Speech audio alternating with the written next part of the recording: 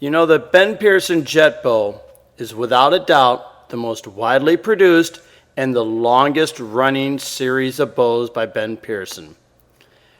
My first catalog's 1958, and there they are. And I was able to track them through the years, and they were sold individually up to about 1968. And from 1968 on, they were mainly sold in packages. And by the 70s, they quit using the name Jet Bow, but it was still the same bow. They changed the numbers. And I was looking into catalogs all the way up into the 80s, and there were the packages still.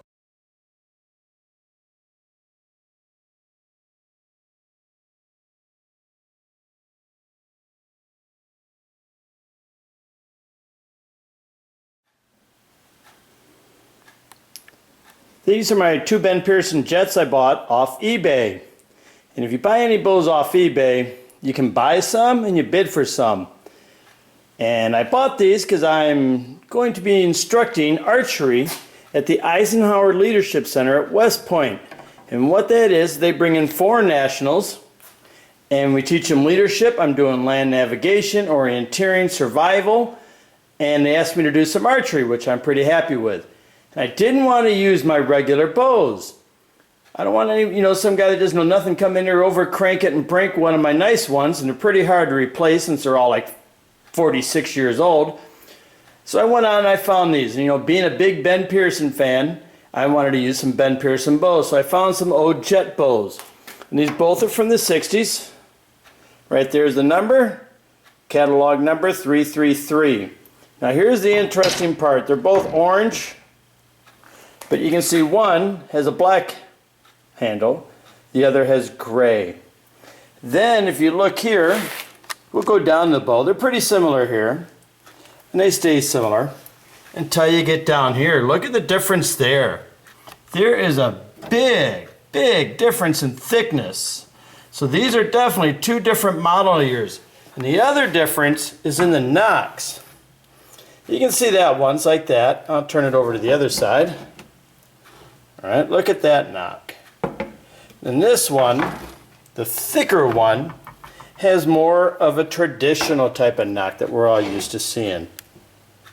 They're not bad. I got one for $9 and I got the other one for $14. And my goal is I'm going to strip them down, clean them up, I'm going to paint them wood, and I'm going to try to make them look like Indian bows. Because these foreign nationals, they want America. And when they think of the United States, they always think of cowboys and Indians. Well, cowboys didn't use bows, but the Indians did. So one of my plans is I'm going to paint it up, maybe make it look like fake wood, and on the nocks I'm going to hang a couple turkey feathers off it. So my next thing I'm going to do is I'm going to do some poundage testing to see what they are, and then I'll play with them. And what I did, I bought these cheap arrows. We all seen them, but they're actual feathers. You know what? They're made out of wood. So they should be pretty good for this. I'm not going to, I'm not going to have some idiot go out there and break my $10 to $15 arrows. These are $3. I couldn't care less. All right, so let's move on to the poundage testing. Okay, we're going to do the black-handled one first. So it looks like it's only a 26-inch draw. It goes right to 20 pounds. So that's not bad. Yeah, 26, you can see some good bend. Looks like the upper limb definitely bends more than the lower limb. But that could be because of the wacky angle I have it at. So let me try it without this peg. Trying to keep it level.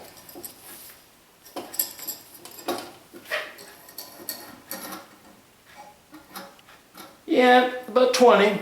Roughly in the 20 area. Not bad. Let's see what she looks like. Yeah, she's stable. Yeah, not bad. Front definitely bends more than the back. Pretty good. So let's check the other one. Okay, I'm going to check the gray-handled one. Let's see what that comes out to. Yeah, about the same. Looks like 20 at 26. This one doesn't bend as much. That's alright. It's fiberglass. It should hold. I go to 28. 28 puts about 22 pounds, not much difference.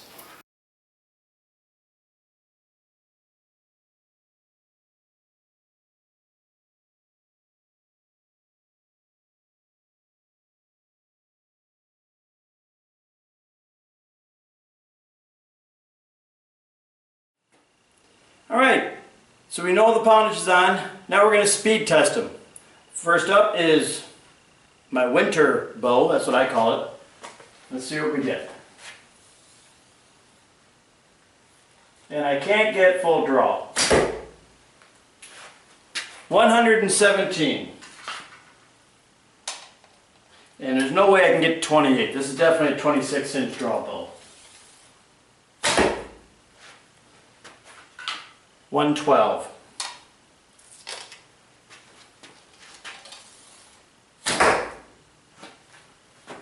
114. So you can see it's all in the 112, 114 range. Alright, I'm going to get my arrows and we'll test the next one. Okay, up next is what I call my sand bow, or my leather bow.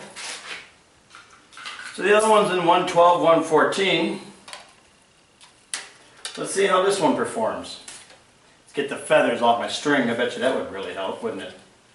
There we go. Huh. Where the other one I could not get a full draw, I could get a full draw out of this one. And now I see why.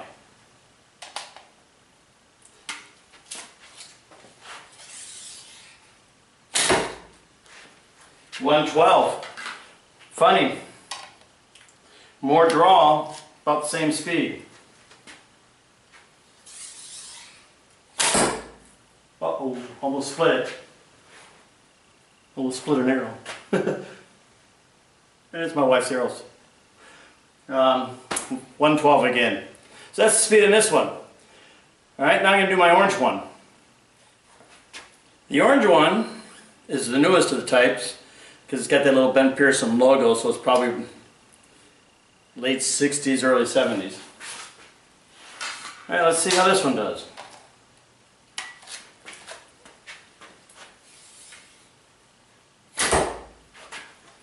$119, and again, I cannot get full draw. This one's just short of it.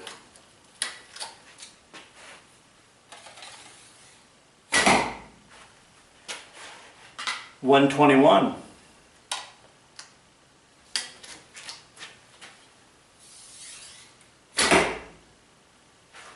And $121 again. Orange one, $121. You know, I did nothing to it. I didn't even clean this one up. But of the three that I shot so far, this one definitely has, you know, the most resistance, most tension. All right, one more. All right, gonna try it in my little indoor range here. Let's see how we do. Wow, you know what? These arrows, these 800 spines and that, actually work pretty good together. There we go. Not bad. First one was way off, but I think it's more me than the bow. I like this. Not bad. You know, for being almost as old as me, that bow shot pretty good. Alright, I'm going to turn the camera around. We're going to take a look at it.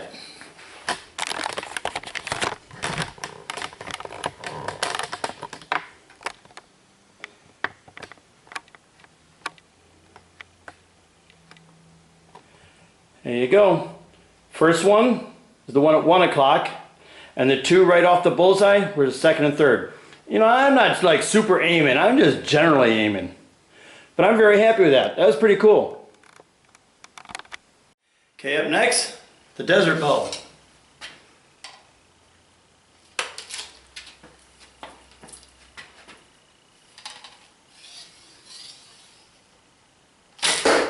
Ooh, way high. Oops. But again, a smooth shooter. I don't feel no hand shock. Nothing. I hear it. My mind hears a twang. My feather fell off. I got one at the bullseye, 111, and one at 3. Alright, I'm going to try the snow bow next. I'm going to get my arrows and we'll come back and test that one. Alright, my last one here, my snow wolf or the snow bow. Sort of rhymes, huh? Snow bow. Alright, this is the one I couldn't draw all the way. Oh yeah, this is the one with the finger savers, so I don't need to use my glove. Duh. Alright, let's see how we do. And this is the one I can't draw all the way. Yeah, no. This one here is much stiffer than the others, and I just can't pull it back all the way. But, for my, excuse my French, half-assed aiming method, I got two of them alongside each other.